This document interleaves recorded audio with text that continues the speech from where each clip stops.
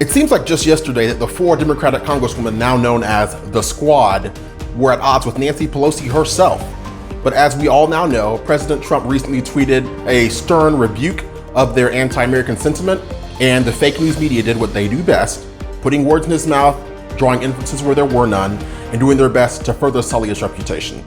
Today we're going to jump into what Trump really said in that tweet, and also the Democratic Congresswoman's reaction. Welcome to the Wright Brothers.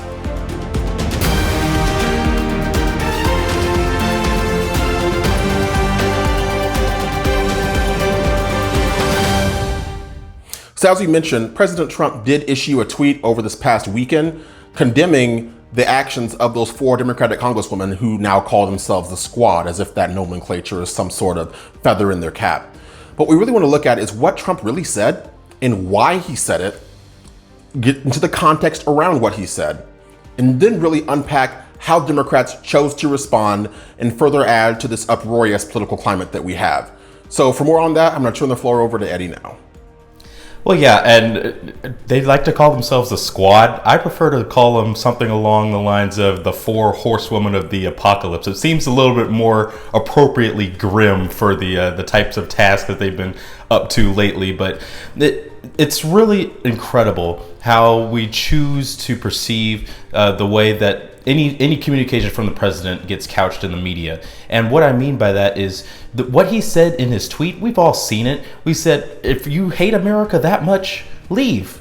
But he didn't just leave it there. He didn't just say, go, goodbye, see you, which is where, honestly, a lot of Americans would have left it. I've heard that sentiment going as far back as when celebrities were saying that they would leave the country if Donald Trump was elected president. Guess what? They didn't. But for those who would say, hey, yeah, go ahead, pack up and leave if you hate this country so much just because of the president, for some reason, those people who said that to, say, Rosie O'Donnell, they didn't get called racist for doing that. But as soon as the president did that in his tweet, all of a sudden it becomes a racist intent. Notice, he did not call out anyone by name, nor did he mention ethnicity in his tweets. He merely said, go fix these problems in these other countries and then come back. And that's the important part that it seems everybody has intentionally missed in their stumbling over themselves to try to excoriate the president of the United States as an unrepentant racist, even to the point of passing a completely meaningless, toothless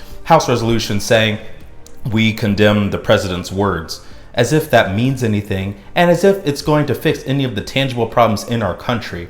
It's really shocking how little perspective we have over issues like this, and it shows how we've allowed people like the Four Horsewomen of the Apocalypse or the Squad to really take over control of their own party from people who are ostensibly their leaders. Like Damani said, just a few short days ago, Nancy Pelosi was under the gun from these same people for being called a racist herself. And now it's interesting how just one tweet storm from the president of the United States changed all that from the infighting within the Democratic Party to now they have to coalesce back together in order to turn their guns back on President Donald Trump. Some people say that the president is playing 4D chess all over the place and has these mastermind moves.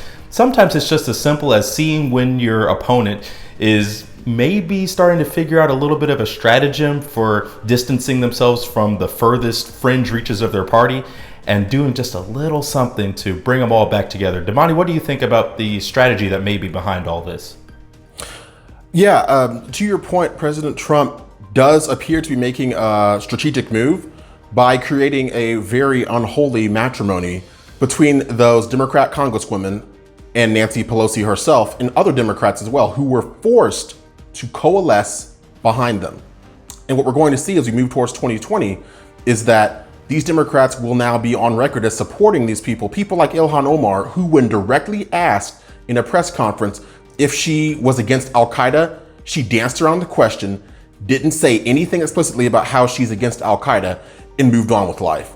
And we see this callous disregard for those same entities that do seek to do America harm. And what I find most disquieting about these Democrats is that they are almost given a free pass. what we see from these four Democratic Congresswomen is that they are bent on basically engaging in a mutiny against their own party and taking it over from their House Majority Leader, Nancy Pelosi. Now, we've heard the same things over and over again from these people. And what I find honestly even more galling is the fact that whenever these minority Democrat Congresswomen come under fire in any way, shape, or fashion, the first thing they will do is say, oh, well, you don't like me because you're a racist. You don't like me because you're a misogynist. You don't like me because you're a xenophobe, Islamophobe, blah, blah, blah. And that's simply not the case. But that's what happens when you engage in almost a type of reverse identity politics. When you do that, you allow no one else to criticize you, or else you can just immediately fire back at them with one of these same tired tropes that we've heard over and over again that simply are not true.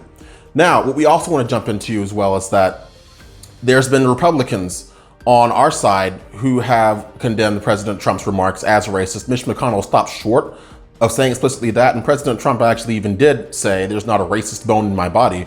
I personally believe this to be true based on my interactions with him. But Eddie, I'm curious, what are your thoughts on those Republicans who have taken aim at the president by condemning those remarks as well? And what do you think that signals for the Republican side of things?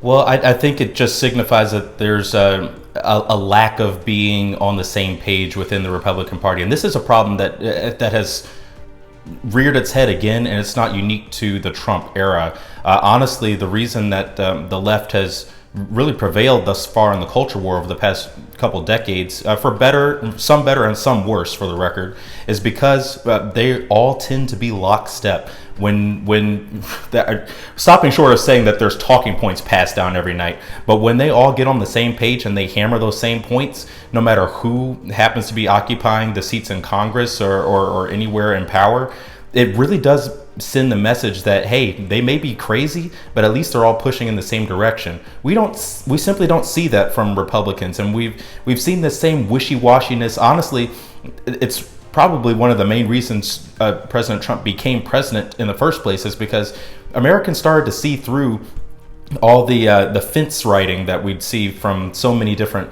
GOP politicians, and we're seeing some of them kind of get with the program and get behind what President Trump has been doing, but others want to play by those old stodgy rules and kind of be like, well, maybe we can curry some favor with the other side of the aisle. No, the other side of the aisle is set in their ways. They are unrepentant. They will turn on each other at a moment's notice, as we've seen with the tension between the so-called squad and Nancy Pelosi. So what makes you think that reaching out across the aisle by intentionally undercutting the side of the aisle that you're supposed to be supporting your constituents in is going to do anything other than make you seem like a flake? And honestly, that's what we've seen here is more Republicans that are letting their constituency down, not standing behind a president who has done nothing racist, nothing untoward, except be maybe a tad less politically correct than what we're accustomed to in Washington, which honestly is a breath of fresh air for most of us. So what we're seeing here is just a continuation of the same.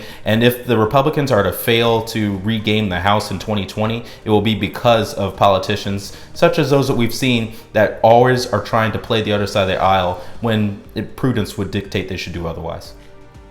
And here's the thing with that. When you let the liberal mob and the social media mob dictate what you have to do at all times, you are also painted into a corner and you're pushed into a box. And what we see all the time is, well, what are you going to say? Are you going to condemn this person as saying something racist, even if nothing racist was even said? As Eddie said earlier, President Trump said, hey, there are other countries that are struggling that these people originally came from and their families originally came from, which is true. And he's saying, instead of saying that America is so bad, when America is the beacon of hope to all other countries on the face of this earth, instead, why not show us how it's done by going back and fixing those other countries of origin where there are serious problems?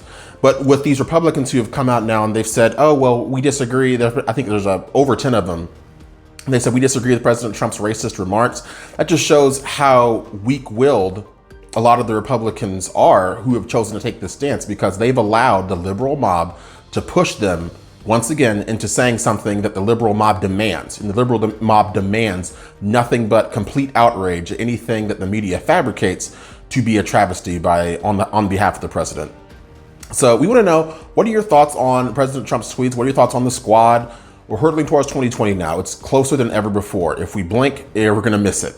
So we want to know what your thoughts are on this whole controversy. Do you think the president's tweet was racist or not? At the Wright Brothers, we personally believe that President Trump was being factual, being pragmatic, and issuing a directive to these squad members who sit in America constantly and bash this country that gave them opportunities. And we want to know what you think about that whole situation. For those of you who want to engage with us on an even deeper level, please feel free to check out our Facebook page, Wright Brothers IPID. And for those of you who also feel inclined to support us financially through Patreon, we would sincerely appreciate it. We thank you, those of you who have supported us already in this fashion. Also check out our affiliate channels for more conservative content. And we hope you enjoyed this. If you did, smash that like button, press that subscribe button as well, and we will see you in the next one. The first revolution is when you change your mind about how you look at things and see that there might be another way to look at it that you have not been shown. The revolution will not be televised, and be no rerun, brothers and sisters. The revolution will be live.